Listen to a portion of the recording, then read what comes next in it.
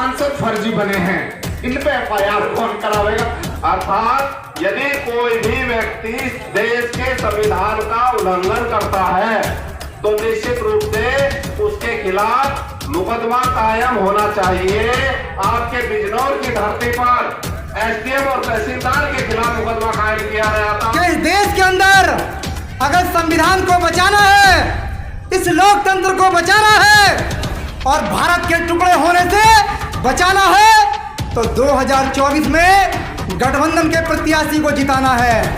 फिर ये समाज तय करेगा कि हमें किसको जिताना है और किसको भगाना है।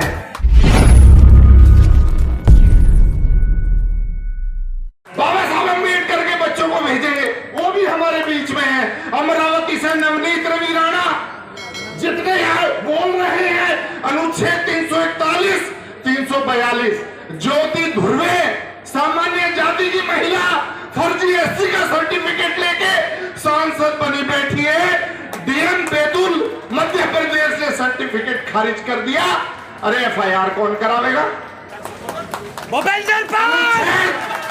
अनुच्छेद 340, एक हमारी चमार जाति की महिला पूनम देवी, सरवनपुर ये गांव है नजीबाबाद ब्लॉक में, चमार जाति की होने के बावजूद पिछड़ी जाति प्रजापति का सर्टिफिकेट लेकर प्रधान बन गई।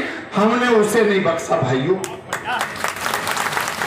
जबकि शुरू में ब्रह्मपाल सिंह गौर आए फजलपुर तबेला के, मैंने कहा इतने हमारे पिछड़ी जाति के लोग, सामान्य जाति के लोग फर्जी एससी सर्टिफिकेट लेके हमारा संविधान के अनुच्छेद का स्पष्ट उल्लंघन कर रहे हैं, तो एफआईआर कौन करावेगा?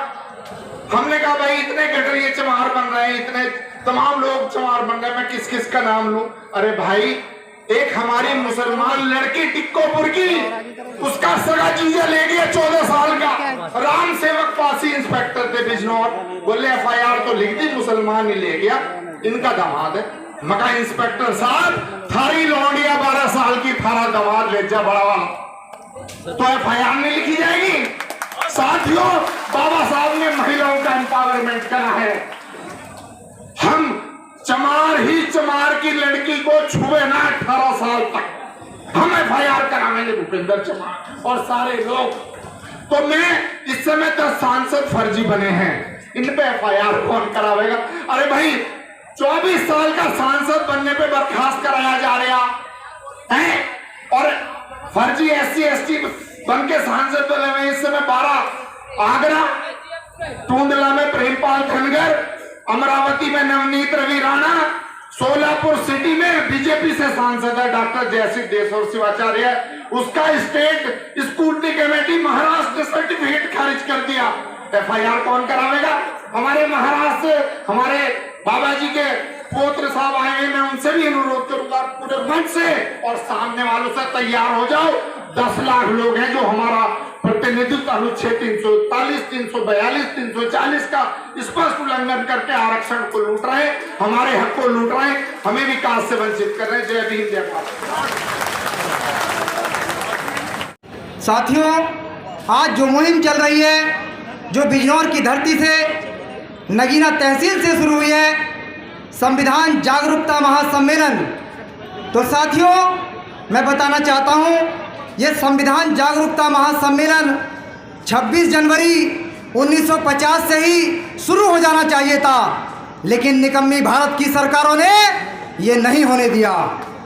दूसरा और बताना दूंगा, जब मैं गांव-गांव घूमा जनपद बिजनौर के इस काम के लिए कि नगीना में 9 जुलाई को कार्यक्रम है संविधान जागरूकता का, तो मेरे आम लोगों ने मुझसे पूछा कि संविधान कैसे बचेगा, संविधान कैसे बचेगा। मैंने कहा कि 2024 में इस संविधान को बचाना है, तो जो केवल पढ़े लिखे भी नहीं हैं, उन बुद्धिजीवी भी नहीं कह सकते उन लोगों को, उन्होंने कहा कि जब बहुजन समाज की सैकड़ों पार्टियां अलग अलग प्रत्याशी उतारेंगे तो संविधान नहीं बचेगा। फिर जो संविधान नहीं चाहते वो लोग सत्ता पर काबिज रहेंगे और संविधान को मिटा देंगे। तो इसलिए मुझसे बार बार पूछ रहे वो लोग कि 2024 में क्या करना है। बड़े भाई सुप्रीम कोर्ट के एडवोकेट महमूद प्राचा जी ने ये संदेश दे दिया आपको, और मैं स्पष्ट बताना चाहता हूँ आपको कि इस देश के अंदर अगर संविधान को बचाना है, इस लोकतंत्र को बचाना है और भारत के टुकड़े होने से बचाना है, तो 2024 में गठबंधन के प्रत्याशी को जिताना है। गठबंधन के प्रत्याशी को जिताना है। जाति और धर्म को हटा करके हमें सबको ये काम करना है। और नहीं तो आज हाथ खड़ा करो आप लोग। मेरी बात से सहमत हो कि नहीं? मैंने घर घर जाके ये बात की है, घर घर लोगों ने मुझसे पूछा है, इसलिए मैं ये बता रहा हूँ आपसे कि लोगों ने मुझसे जवाब मांगा है। इसलिए अलग अलग नेता, अलग अलग पार्टी आएंगी, घर भगा दो, बता दो अपने नेताओं से घर बैठो, फिर ये समाज तय करेगा कि हमें किसको जिताना है और किसको भगाना है। बाबा साहब के परिवार से आए डॉक्टर यशवंतराव अंबेडकर जी, माननीय राजेंद्र प्रसाद गौतम जी और इस मंच पर बैठे समस्त सम्मानित भाइयों और बहनों और पंडाल में बैठे समस्त भाइयों और बहनों, आज संविधान जागरूकता महासम्मेलन जनपद बिजनौर की धरती पर हो रहा है। और यह जिला मैं पिछले 15 दिन से जो है बिजनौर में हूँ और बहुत सारे गांव में जो है मैं गया, और मेरे जाने की जो आज लोगों ने इज्जत रखी है वो बहुत बड़ी बात है। इतनी बारिश हो रही थी और बारिश के बावजूद भी एक भी आदमी यहाँ से छोड़कर नहीं गया। अब मैं बताना चाहता हूँ कि संविधान को किससे खतरा है और संविधान बचेगा कैसे। भारत के संविधान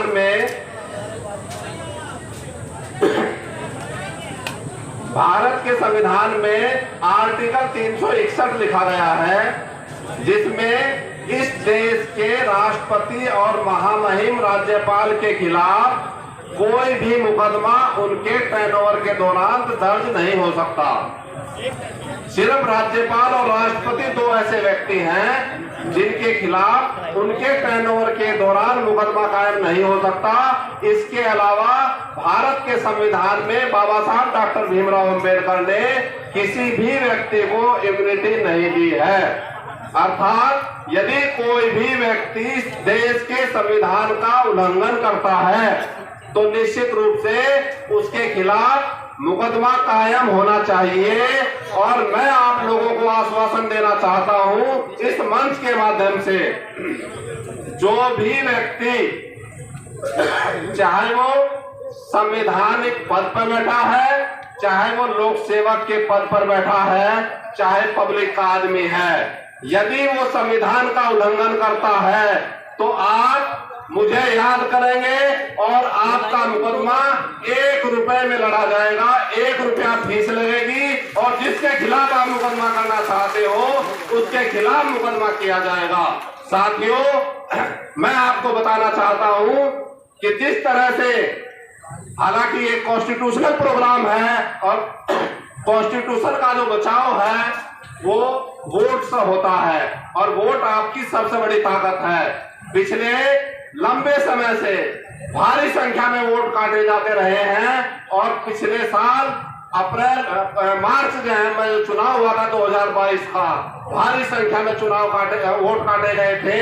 आपके बिजनौर की धरती पर एसडीएम और तहसीलदार के खिलाफ मुकदमा कायम किया गया था। मैं सहारनपुर से 15 बार आया और मुकदमा कायम कराया। इस तरह के मुकदमे 20 जिलों में हुए हैं वोट काटने के।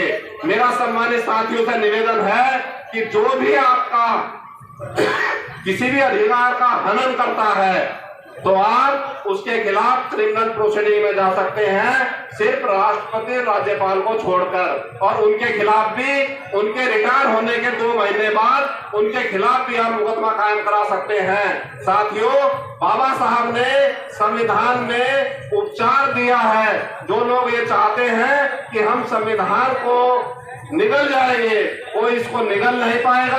आप लोग इसी तरह से जिंदा दिली के साथ लड़ते रहिए और बाकी हम लोग आप लोगों के साथ हैं। मैं पूरे बिजनौर जनपद के निवासियों का आह्वान करता हूं और उनको जो है धन्यवाद अर्पित करता हूं एक बात उन्हें कि उन्होंने यहाँ छोटे से निमंत्रण पर 10-15 दिन के कार्यक्रम में भारी संख्या में पधारे। हमारे बीच में आदरणीय महेंद्र टिकैत जी आ चुके हैं और मैं अपनी बात को पूरी करता हूँ। राकेश टिकैत जी हमारे बीच में इस प्रोग्राम के मुख्य अतिथि माननीय राकेश टिकैत जी आ चुके हैं और मैं तमाम सब लोगों का, किसान यूनियन के साथियों का इस मंच के माध्यम से आह्वान करता हूं कि जिस तरह से उन्होंने किसानों के काले कानून को वापस कराकर इस देश के संविधान को जिंदा की रखा है, ऐसे ही हम लोगों को उनके साथ भी कंधे से कंधा मिलाकर चलना पड़ेगा, जो लोग संविधान की रक्षा करना चाहते हैं। इन्हीं शब्दों के साथ